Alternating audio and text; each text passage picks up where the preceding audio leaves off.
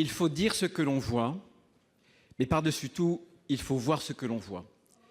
Ces mots de Péguy, Alain Finkielkraut en avait fait une exigence intellectuelle. Il en avait fait en quelque sorte sa devise.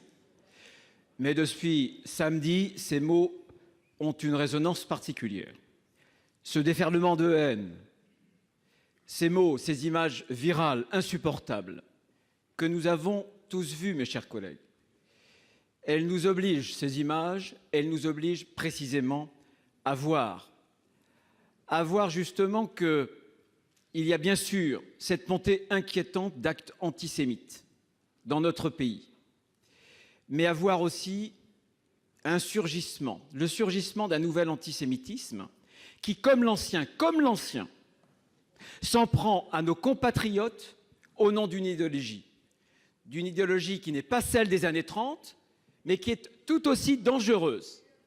Et curieusement, ce nouvel antisémitisme a trop longtemps été nié, minimisé, voire même relativisé pour de fausses raisons, pour de mauvaises justifications, bien souvent elles aussi idéologiques.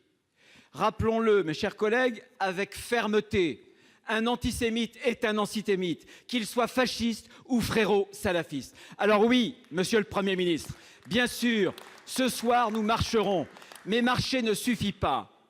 Nous ne devons pas marcher les yeux bandés, oui à l'union sacrée, mais non à une union qui écarterait la lucidité. Monsieur le Premier ministre, il faut haut et fort avoir le courage de dire qu'il y a un lien de cause et effet entre cet islamisme et l'antisémitisme, mais nous ne croyons pas que vous pourrez couper le lien idéologique justement avec ce lien civique, sans le mettre en cause, ce lien civique, cette fragilité de la laïcité, si vous changez la loi de 1905. Monsieur le Premier ministre, ma question, pensez-vous que modifier la loi de 1905 soit le bon remède?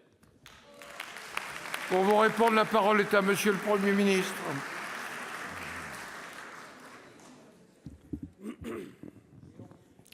Monsieur le Président, Mesdames et Messieurs les sénateurs, Monsieur le Président Retailleau, beaucoup d'aspects dans votre question. Une dénonciation dans laquelle je me retrouve bien évidemment des actes antisémites, de l'agression dont a été victime Alain Finkielkraut. Vous avez cité Péguy, on sait l'attachement d'Alain Finkielkraut à Péguy, il lui a dédié un livre, Le Mai contemporain. Nous avons assisté avec consternation et peut-être même avec une forme de colère et de rage au ventre à cette mise en cause crue, assumée, brutale d'un homme qui représente, il n'est pas le seul à le représenter, mais la figure de l'intellectuel engagé dans le débat républicain. Vous n'acceptez pas ces mises en cause, vous dénoncez l'antisémitisme, moi aussi, c'est indispensable de le faire. Je le disais tout à l'heure, ça n'est pas suffisant. Il faut dénoncer, il ne faut pas s'arrêter là. Il faut avoir, et vous nous y avez invité, la lucidité de reconnaître que l'antisémitisme est à bien des égards profondément enraciné dans la société française et dans l'histoire française. Non pas que la France serait antisémite. Il y a toujours eu, dans les moments les plus sombres, des femmes et des hommes, parfois des institutions, qui ont su défendre ce que nous pensons de notre pays, ce que nous croyons de notre pays. Mais il faut reconnaître que depuis bien longtemps dans l'histoire de France, des formes d'antisémitisme, parfois variées, coexistent.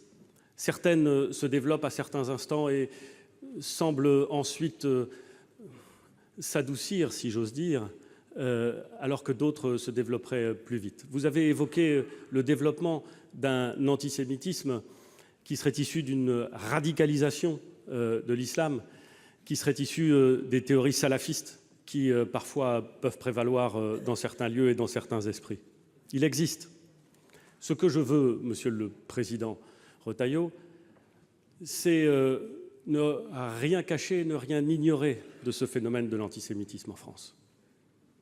Il n'est l'apanage, l'antisémitisme, d'aucune formation politique.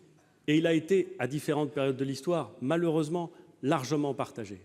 Combattre l'antisémitisme, c'est un combat dont nous savons qu'il est redoutablement difficile. Il faut l'aborder avec détermination, avec une détermination, je dirais presque sauvage, mais il faut aussi l'aborder avec la lucidité de ceux qui savent que c'est un combat qui dure depuis longtemps et qui n'est pas fini.